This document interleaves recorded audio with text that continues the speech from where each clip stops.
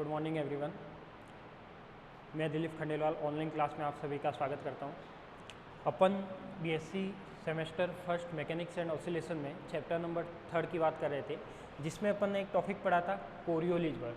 तो सबसे पहले अपन ने इसमें जो सूडो फोर्स होते हैं, आभासी बल होते हैं, जिसके अंदर अपन ने देखा था कि अपकेंद्रीय बल का प्रभाव क्या होता है, कोरियोलिस बल का प्रभाव क्या होता है। तो अपन ने ये वाला टॉपिक क्लियर कर चुके थे। इसमें एक फार्मूला निकाला था कि कोरियोलिस फोर्स का इफेक्ट कैसे आता है। आज उसका कुछ फिजिकल मीनिंग देखने वाले हैं। तो इसका जो रिजल्टेंट फार्मूला था इस कोरियोलिस बल के इफेक्ट में अपन ने निकाला था Fc equal to -2m omega into V dash की यहाँ पे वैल्यू निकाली थी। तो वी डैश की वैल्यू निकाल के अपन ने इसको सॉल्व किया। तो यहाँ पे अपने पास दो घटक आए थे, एक तो हॉरिजेंटल घटक आया था, एक अपने पास वर्टिकल कंपोनेंट आया था। तो एक तो हॉरिजेंटल और एक क्या आया था अपने पास वर्टिकल। तो इसी के बेस पे अपन बात करते हैं कि वर्टिकल और हॉरिजेंटल घटक में क्या होता है। तो अपने पास ये जो फॉर्मूला निकला था वो ये था। यहाँ पे देखो अपने पास जो कंपोनेंट निकले थे वो कंपोनेंट ये थे। तो ये था कोरियोलिस बल का हॉरिजेंटल घटक और ये था इस घटक का परिणाम। तो देखो इसमें यदि मैं हॉरिजेंटल घटक की बात करता हूँ, किसकी बात करता हूँ, हॉरिजेंटल घटक की। एक बार इसको तो मैं हटा देता हूँ। यदि मैं हॉरिजेंटल घटक की बात करता हूँ, यानी कौन से घटक की बात कर रहा हूँ मैं यहाँ पे, क्षैतिज घटक की बात कर रहा हूँ। कौन से घटक की बात कर रहा हूँ, क्षैतिज घटक का मीनिंग क्या था। अब इसमें अपने पास फॉर्मूला निकला था FCH is equal to 2m omega sine lambda I V Y dash minus का J cap V X dash. अब यहाँ पे देखो दोनों हॉरिजेंटल घटक है, बट दोनों का डिफरेंस है।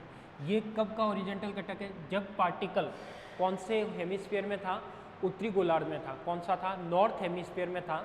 तो मैं कह सकता हूँ कि जब कण कहाँ था अपने पास, उत्तरी गोलार्ध में था। कहाँ था अपने पास, उत्तरी गोलार्ध में। जब भी मैं कहता हूँ कि जब कोई पार्टिकल उत्तरी गोलार्ध में यानी नॉर्थ हेमिस्फीयर में था, किस में था अपने पास, नॉर्थ हेमिस्फीयर में। जब भी कोई पार्टिकल नॉर्थ हेमिस्फीयर में होता है तो इसका कंपोनेंट अपन ने निकाला था FCH is equal to 2m omega sine lambda I V Y dash minus का J V X dash. Clear. अब यहाँ से मैं कह सकता हूँ कि यहाँ से जो ये फॉर्मूला निकला था, इस फॉर्मूले में क्या हो जाएगा, FCH इज इक्वल टू ये जो फॉर्मूला आया है, यहाँ से मुझे देखना है इसकी डायरेक्शन, इसका जो फिजिकल मीनिंग होता है वो देखना है कि इस घटक से अपना क्या रिजल्ट निकाल सकते हैं, कोरियोलिस बल की डायरेक्शन क्या होगी, कैसे होगी, वो चीज़ की बात करनी है।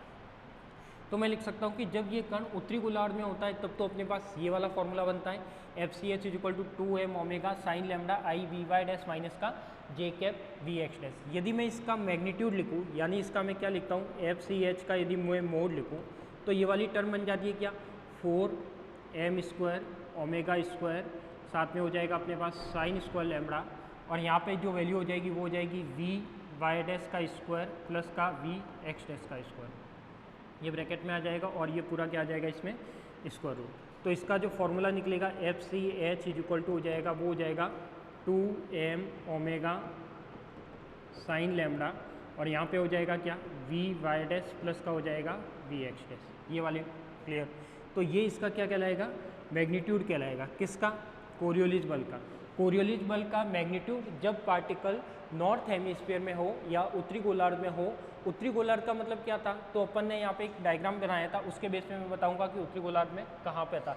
यानी आपको पता है कि जो अर्थ थी, अर्थ में एक तो नॉर्थ पोल होता है, एक साउथ पोल होता है। तो जब भी कोई पार्टिकल नॉर्थ पोल की तरफ हो या नॉर्थ हेमिस्फीयर में हो, उत्तरी गोलार्ध में हो, तो पार्टिकल में लगने वाले कोरियोलिस बल की डायरेक्शन कैसी होगी वो देखनी है अपन को। तो यहाँ पे मैं इसकी डायरेक्शन बनाता हूँ। क्या बनाते हैं, इसकी डायरेक्शन बनाते हैं।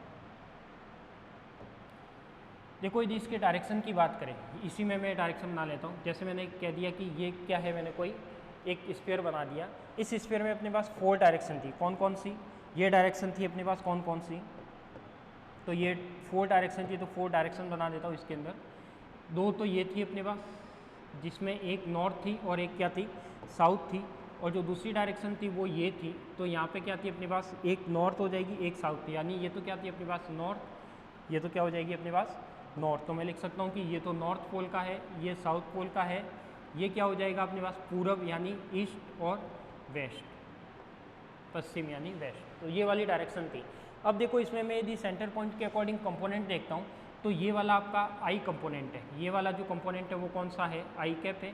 ये वाला है वो माइनस आई कैप है, ये वाला है वो जे कैप है और ये वाला है वो माइनस जे कैप है। मुझे क्या देखना है, कोरियोलिस बल का इफेक्ट देखना है फॉर्मूले के अकॉर्डिंग। तो यहाँ पे मैंने माना कि जब भी कोई पार्टिकल आपका F C H equal to इसमें हो, कहाँ पर हो, नॉर्थ हेमिस्फीयर में हो, उत्तरी गोलार्ध में हो। उत्तरी गोलार्ध का मतलब क्या है, अपन ने जो डेरिवेशन किया था उस पार्टिकल को नॉर्थ हेमिस्फीयर में लेके ही किया था। तो मैं लिख सकता हूँ कि उत्तरी गोलार्ध का मतलब है जो आपका पार्टिकल था वो पार्टिकल कहाँ पे था, वो पार्टिकल आपका यहाँ पे था। तो यहाँ पे अपन ने एज्यूम किया था कि यहाँ पर कोई अपना क्या था, पी पार्टिकल था और यहाँ से कोई लैम्डा अपन ने क्या लिया था, अक्षांश लिया था। क्या लिया था, लैम्डा अक्षांश लिया था और ये वाला डायग्राम लिया था और जहाँ पे ये अपना आर डैश था और ये वाला कितना था, लैम्डा था। ये डायग्राम अपन ने लिया था। अब मैं कहता हूँ कि यहाँ पे देखो फॉर्मूला आ रहा है F C H equal to 2m omega sine lambda I और माइनस जी। यानी इसकी डायरेक्शन, यदि मैं कहता हूँ कि यदि कोई पार्टिकल उत्तरी गोलार्ध में स्थित है तो कोरियोलिस बल का इफेक्ट कैसे पड़ेगा इस पर। तो यहाँ पे अपने पास फॉर्मूला आया है आई से माइनस जे। कहाँ जाना है अपन को, आई से लेकर माइनस जे जाना है। तो मैं लिख सकता हूँ कि आई से माइनस जे, आई से माइनस जे का मतलब क्या है, आई वाली डायरेक्शन ये वाली है और जे वाली डायरेक्शन कौन सी है अपने पास, आई से माइनस जे, यानी ये वाली डायरेक्शन। देखो आई वाला कंपोनेंट ये हो जाएगा, माइनस जे ये हो जाएगा, यानी आई से वो कहाँ जा रहा है, माइनस जे की तरफ जा रहा है। यानी आई से माइनस जे, आई से माइनस जे के लिए यदि मैं बात करूँ तो इसकी डायरेक्शन क्या आएगी अपने पास, इस डायरेक्शन में आएगी। क्या आएगी अपने पास, इस डायरेक्शन में आएगी। तो मैं लिख सकता हूँ कि यहाँ पर क्या इफेक्ट देखने को मिल रहा है कि यदि जब भी कोई पार्टिकल नॉर्थ हेमिस्फीयर में होता है तो उसका जो कोरियोलिस बल का इफेक्ट होगा वो कौन सी दिशा में होगा, क्लॉकवाइज होगा। क्या होगा अपने पास, क्लॉकवाइज। देखो ये वाली डायरेक्शन क्या बता रही है, क्लॉकवाइज बता रही है, यानी ये डायरेक्शन में क्या आना चाहिए, क्लॉकवाइज रिजल्ट। यानी मैं कह सकता हूँ कि जब भी कोई पार्टिकल उत्तरी गोलार्ध में है तो कोरियोलिस बल का जो भी इफेक्ट आएगा वो कैसा आएगा, इसमें क्लॉकवाइज आएगा। कैसा आएगा अपने पास, क्लॉकवाइज। ऐसे ही सेम कंडीशन में बात करता हूँ इसका ऑपोजिट यानी यदि मैं पार्टिकल को उत्तरी गोलार्ध में न रखूँ और कहाँ ले जाऊँ, दक्षिणी गोलार्ध में ले जाऊँ, यानी ये पार्टिकल अब यहाँ न होकर कहाँ आ जाए, यहाँ पर कहीं आ जाए, लैम्डा अक्षांश पर कहाँ आ जाए, इसके निचले वाले पार्ट में आ जाए, तो इसका जो हॉरिजॉन्टल कंपोनेंट बनेगा वो क्या बनेगा, वो बनेगा ये देखो 2m ओमेगा साइन लैम्डा। तो ऐसे का ऐसे रह जाएगा, इसमें तो कोई चेंज आएगा नहीं। चेंज आएगा वो इसमें आएगा, कैसे, जो माइनस है वो प्लस बन जाएगा, जो प्लस है वो क्या बन जाएगा, माइनस बन जाएगा। तो देखो ये वाला जो कंपोनेंट अपन ने उत्तरी गोलार्ध के लिए निकाला था डिराइव करके, तो जो अपने पास रिजल्ट आया इस जो माइनस जे था वो मैंने क्या बना दिया, plus J V X dash बना दिया, और जो प्लस था वो मैंने क्या बना दिया, माइनस बना दिया। अब देखो रिजल्ट कहाँ जा रहा है, जे से कहाँ जा रहा है, जे से माइनस आई। कहाँ जा रहा है अपने पास, जे से माइनस आई। अब देखो अपने पास रिजल्ट जे से माइनस आई, यानी रिजल्ट जे से माइनस आई। अपन पहले कहाँ था, जे यानी ये वाला कंपोनेंट जो नॉर्थ पोल वाली डायरेक्शन है ये, और इसका माइनस आई क्या होगा इधर, यानी ये रिजल्ट क्या आएगा अपने पास, इस टाइप से आएगा। क्या आएगा, इस टाइप से आएगा। तो यदि मैं कहता हूँ कि यदि कोई कण, ये वाला किसका रिजल्ट है अपने पास, ये वाला रिजल्ट है दक्षिणी गोलार्ध का। यदि कोई पार्टिकल दक्षिणी गोलार्ध में होता है, यदि कोई पार्टिकल दक्षिणी गोलार्ध में होता है, यानी किसमें, साउथ हेमिस्फीयर में,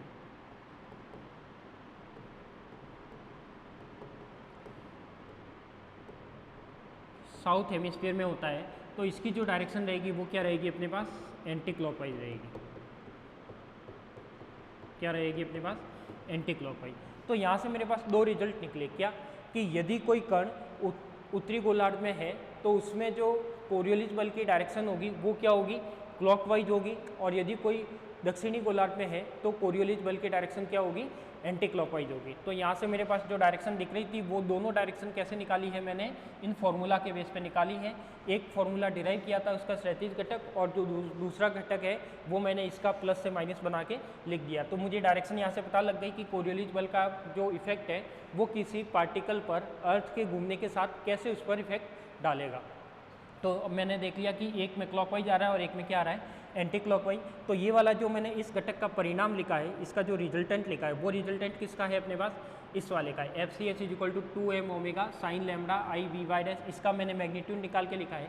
यदि आप इसका भी मैग्नीट्यूड लिखोगे तो मैग्नीट्यूड में देखो सेम ही आएगा, क्यों, 2m ओमेगा साइन लैम्डा, ये पूरे का स्क्वायर होकर स्क्वायर रूट से बाहर आ जाएगा, और ये क्या हो जाएगा, वी एक्स डैश प्लस का वी एक्स डैश, यानी मैग्नीट्यूड तो दोनों का सेम आएगा। यदि आपको कोरियोलिस बल की डायरेक्शन देखनी है, कोरियोलिस बल का इफेक्ट देखना है किसी पार्टिकल पर, तो वो क्या होगा, चेंज होगा। तो एक में क्या आ जाएगा, क्लॉकवाइज, और दूसरे में क्या आ जाएगा, एंटी क्लॉकवाइज। तो ये एक छोटा सा था कि कोरियोलिस बल का इफेक्ट कैसे पड़ता है, और बहुत जनों को कन्फ्यूजन भी रहता है कि ये इफेक्ट कैसे पड़ेगा।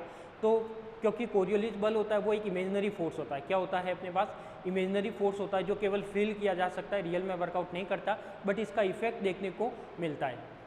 तो यहाँ से मुझे क्लियर पता लग रहा है कि पार्टिकल उत्तरी गोलार्ध में था तो कैसे इफेक्ट डालेगा, दक्षिणी गोलार्ध में है तो इफेक्ट कैसे डालेगा, इसका मैग्नीट्यूड कैसे निकाल सकते हैं। तो ये देखो यहाँ पे लिखा है कि यदि कोई कण उत्तरी गोलार्ध में गतिशील है, यदि कोई कण उत्तरी गोलार्ध में गतिशील है तो उस पर कोरियोलिस बल की दिशा क्या होगी?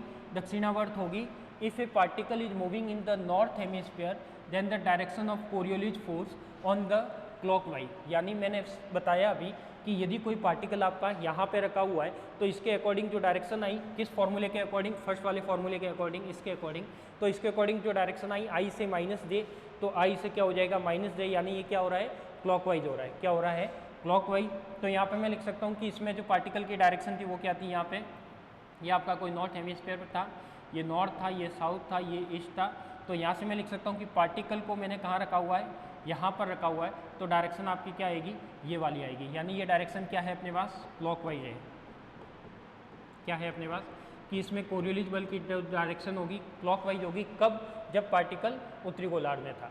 जस्ट इसका अपोजिट किया है कि यदि कोई कण दक्षिणी गोलार्ध में स्थित है या दक्षिणी गोलार्ध में गतिशील है तो उस पर कोरियोलिस बल की दिशा वामावर्त होगी। तो वामावर्त का मतलब क्या है? कि ये अपने पास क्या थी? कोई अर्थ थी, यहाँ पे कोई नॉर्थ था, यहाँ पे साउथ था, यहाँ पे ईस्ट था और वेस्ट था, ये लिया था। अब पार्टिकल को मैं यहाँ पे रख रहा हूँ, कहाँ रख रहा हूँ? दक्षिणी गोलार्ध में। यहाँ पे भी रख सकते हो, यहाँ पे भी रख सकते हो। यदि कोई पार्टिकल दक्षिणी गोलार्ध में होता है तो इसकी डायरेक्शन मैंने देखी कैसी आती है? एंटी क्लॉकवाइज आती है। तो इसकी डायरेक्शन हमेशा क्या होगी अपने पास? एंटी क्लॉकवाइज होगी।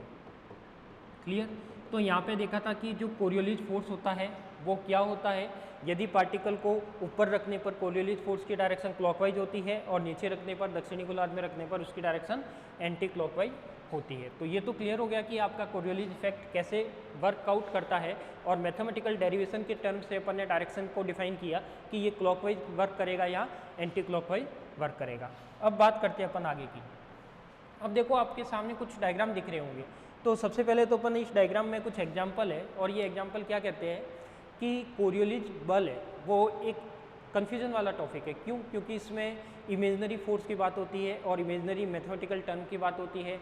तो इसमें इमेजिनरी फोर्स फील होता है, बट इसको मैथमेटिकली डिराइव करना थोड़ा कॉम्प्लिकेटेड होता है, और तो उसको अपन अच्छे से किसी एग्जाम्पल के बेस पे समझते हैं कि वो कैसे वर्कआउट करता है। तो सबसे पहले तो अपन ने देखा था कि कोरियोलिस बल, अपने पास जो फोर्स वाली टर्म आई थी जिसमें कोरियोलिस बल की टर्म भी थी, अपकेंद्रीय बल का प्रभाव यानी अपकेंद्रीय बल की टर्म भी थी, एफ डैश था, एफ था, कोरियोलिस बल था और अपकेंद्रीय बल था। तो ये 4 फोर्स थे।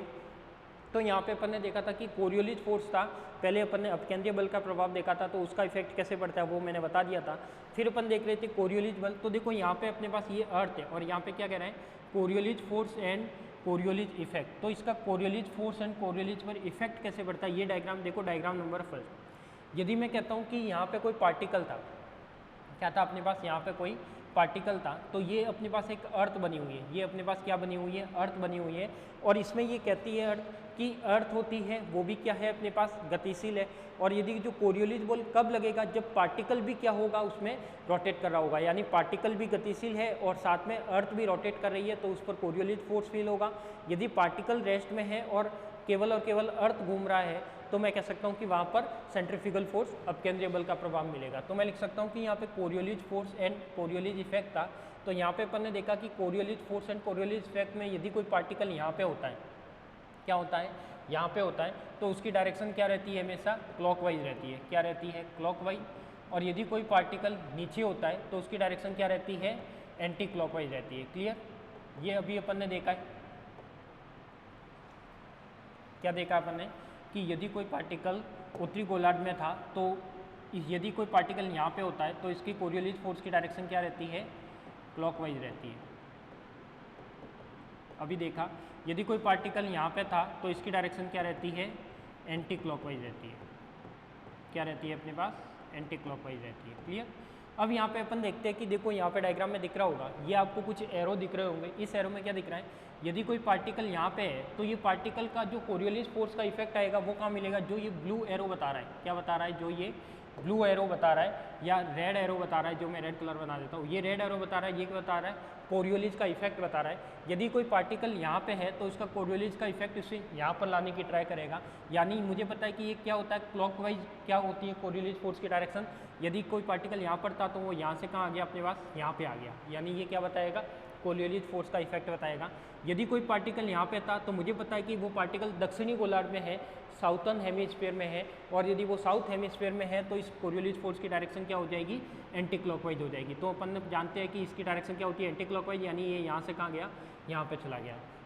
ऐसे यदि मैं कहता हूँ कि पार्टिकल यदि यहाँ पे था तो पार्टिकल यहाँ पे था तो इसकी डायरेक्शन भी क्या होगी, ऐसे ही क्लॉकवाइज और एंटी क्लॉकवाइज। यदि इधर वाले पार्ट की बात करेंगे और इधर वाले पार्ट की बात करेंगे तो उसमें चेंजेस आ सकता है। तो मैं कह सकता हूँ कि यदि कोई पार्टिकल ऐसे रखा हुआ था या ऐसे रखा हुआ था, अब ये पार्टिकल कहाँ रखा हुआ है, देखो नीचे एरो बना हुआ है, इसका एरो कहाँ बना हुआ है, नीचे की साइड बना हुआ है, यानी ये पार्टिकल एक टाइप से दक्षिणी गोलार्ध को शो कर रहा है, और दक्षिणी गोलार्ध में एक टाइप से डायरेक्शन क्या आ जाएगी, एंटी क्लॉकवाइज आ जाएगी। तो आपको तो एक डायरेक्शन याद रखनी चाहिए, ये वाली याद रखो, ये वाली चारों एक साथ याद नहीं रखनी है, नहीं तो कन्फ्यूजन आ जाएगा। तो या तो ये वाला कंसेप्ट याद रखना और ये वाला कंसेप्ट याद रखना। सेकंड देखो आपके सामने दिख रहा है कि मेरे पास एक अर्थ बनी हुई है जिसमें 4 डायरेक्शन है, तो पार्टिकल कैसे वेरी कर सकता है। तो इसमें लिखा हुआ है कि अपने पास जो कोरियोलिस का इफेक्ट होगा वो कैसे वेरी करेगा, या कैसे उसको जो मेन फोर्स था उससे डिफ्लेक्ट करेगा पार्टिकल को। तो यहाँ पे यदि कोई पार्टिकल है, देखो ये पार्टिकल नीचे एरो बना हुआ है, यानी ये एंटी क्लॉकवाइज होना चाहिए, ऊपर एरो बना हुआ है पार्टिकल का, यानी वो क्लॉकवाइज होना चाहिए। देखो ये वाला पार्टिकल नीचे एरो बना हुआ है, यानी इसका इफेक्ट इस साइड आएगा। यदि ये पार्टिकल नीचे बना हुआ है तो इसका इफेक्ट कैसे आएगा, इस साइड आएगा, यानी मैं लिख सकता हूँ कि ये पार्टिकल ऐसे बना हुआ है। अब देखो ये वाला पार्टिकल कैसे ऊपर की ओर एरो बता रहा है, ऊपर की ओर एरो बता रहा है, इसका मतलब इसका इफेक्ट क्या आएगा, क्या आएगा अपने पास, क्लॉकवाइज आना चाहिए। तो मैं कह सकता हूँ कि इसका जो इफेक्ट आएगा वो इस टाइप से आएगा, यानी ये जो एरो एरो बता रहा है, तो मैं कह सकता हूँ कि इसमें सारे ही पार्टिकल कैसे बता रहे हैं, एक तरीके से एंटी क्लॉकवाइज, यानी सारे ही पार्टिकल अंदर की ओर बता रहे हैं, और अंदर की ओर होता है तो उसकी कोरियोलिस फोर्स की डायरेक्शन क्या होती है, एंटी क्लॉकवाइज होती है। ये वाला डायग्राम देखो, डायग्राम नंबर 3, जिसमें ड्यू टू अर्थ है, तो यहाँ पे यदि पार्टिकल क्या है, नॉर्थ हेमिस्फीयर में है, तो ये जो एरो बता रहा है वो कोरियोलिस फोर्स का इफेक्ट बता रहा है क्लॉकवाइज डायरेक्शन में। यदि कोई पार्टिकल यहाँ पे है तो ये क्या बता रहा है, साउथ पोल में है, तो वो भी कोरियोलिस फोर्स का इफेक्ट बता रहा है। फिर अपन देखते हैं कि चक्रवात क्या है अपने पास, चक्रवात। तो चक्रवात में क्या होता है, तो देखो यहाँ पे चक्रवात में मुझे पता है कि जो पार्टिकल होते हैं, धूल भरी आंधी आपने देखी है, धूल भरी आंधी में क्या होता है, एक राउंड बनते हैं, यानी कुछ मिट्टी के कण आते हैं और वो राउंड के टाइप में क्या हो जाते हैं, कन्वर्ट हो जाते हैं, तो उसे बोलते हैं अपन चक्रवात। तो मैं कह सकता हूँ कि ये भी कुछ ऐसा ही कंसेप्ट है कि अपने पास कोई पार्टिकल होता है या जो मिट्टी के पार्टिकल है वो एक स्पिन मोशन टाइप में गति करते हैं, क्या करते हैं, हवा के साथ कोरियोलिस फोर्स के इफेक्ट की वजह से वो स्पिन टाइप की गति करते हैं, जिसकी वजह से वो राउंड नुमा संरचना बना देते हैं, तो उसी को क्या बोलते हैं, कोरियोलिस फोर्स का इफेक्ट बोलते हैं। सबसे बेस्ट एग्जांपल आपको दिख रहा होगा ये वाला, और ये एग्जांपल क्या कहता है, देखो यहाँ पे अपने पास ये नॉर्थ पोल है, ये जो कोई ऑब्जर्वर है या कोई पर्सन है जो कहाँ पर खड़ा है, नॉर्थ पोल पे खड़ा है।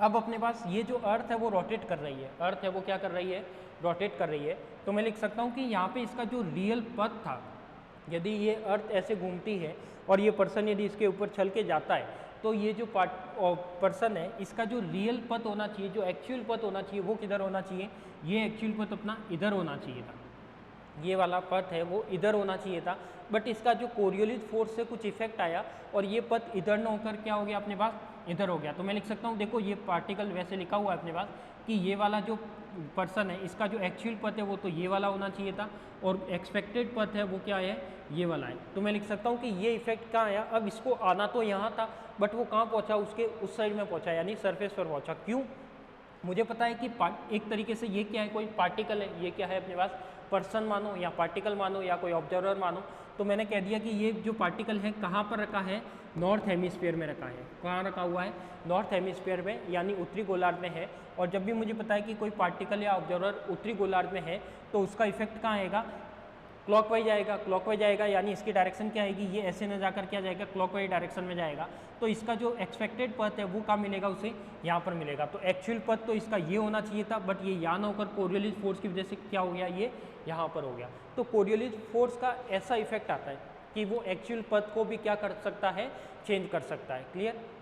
कई बार आपने देखा होगा, आप यदि किसी बॉल को फेंकते हो, क्या करते हो आप, यदि किसी बॉल को ऊपर फेंकते हो तो सेम कंडीशन से वो बॉल नीचे नहीं आती, यानी जिस पथ से गई है उसी पथ से वो नीचे नहीं आती, वो अपने पथ को क्या कर देती है, चेंज कर देती है। तो वो भी किसका इफेक्ट है, कोरियोलिस फोर्स का इफेक्ट है। तो आपने क्रिकेट की बॉल को कैच पकड़ते हुए देखा होगा कि जब भी मैं बॉल को यहाँ से फेंकता हूँ तो वो एग्जैक्ट जहाँ से गई है उसी पाथ से तो नीचे नहीं आएगी, वो या तो आगे जाके आएगी या पीछे जाके आएगी। यदि मैं कहता हूँ कि इस बॉल को मैंने यहाँ से फेंका है, क्या फेंका है, यहाँ से फेंका है, तो बॉल के जो नीचे आने की डायरेक्शन रहेगी या तो वो इस डायरेक्शन में रहेगी या फिर वो इस डायरेक्शन में, यानी एक्चुअल पथ में जहाँ से गई है उसी पॉइंट पर वापस नीचे आना पॉसिबल नहीं है। तो ये भी क्या होता है अपने पास, एक तरीके से कोरियोलिस फोर्स का इफेक्ट होता है। फिर देखो यहाँ पे अपने पास लिखा हुआ है कि नदियों के किनारों पर कटाव, ये एक तरीके से इसकी एप्लीकेशन है कि नदियों के किनारों पर कटाव क्या होता है।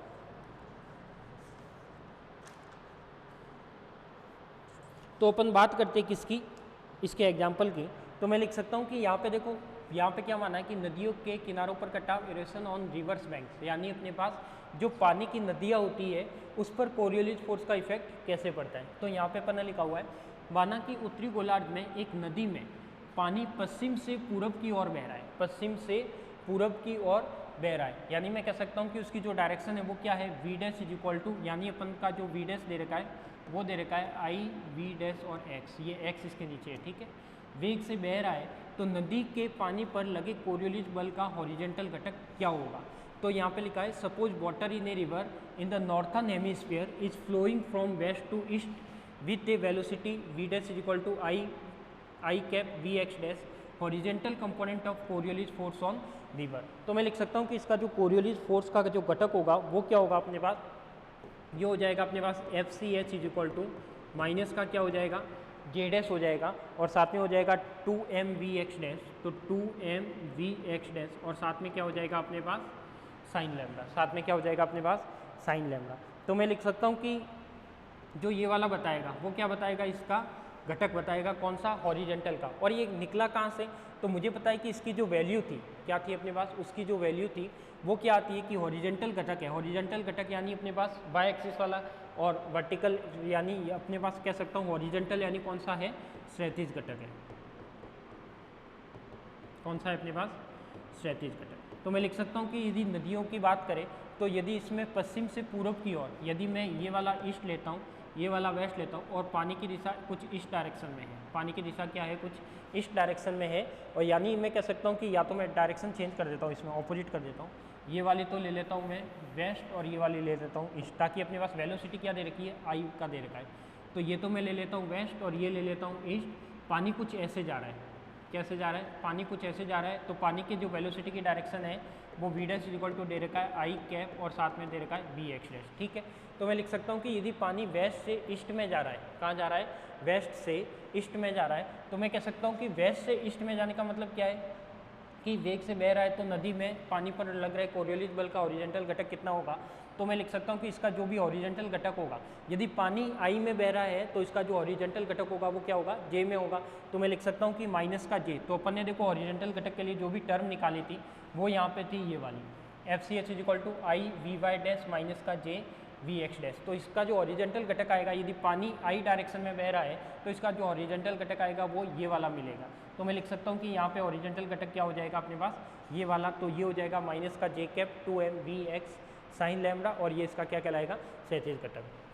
कोरियोलिस बल के कारण नदी के पानी द्वारा भूमि का कटाव बहाव की दिशा में दाहिनी ओर होता है और दक्षिणी गोलार्ध में बाईं ओर होता है। कभी देखा होगा आपने, कभी भी कोई नदी देखी है, उस नदी में क्या होता है, पानी होता है, वो पानी ऐसे प्रॉपर एक नदी में फ्लो नहीं होता, या तो वो पानी ऐसे जाते हुए इधर मुड़ जाता है या फिर वो पानी धीरे धीरे इधर मुड़ने लगता है।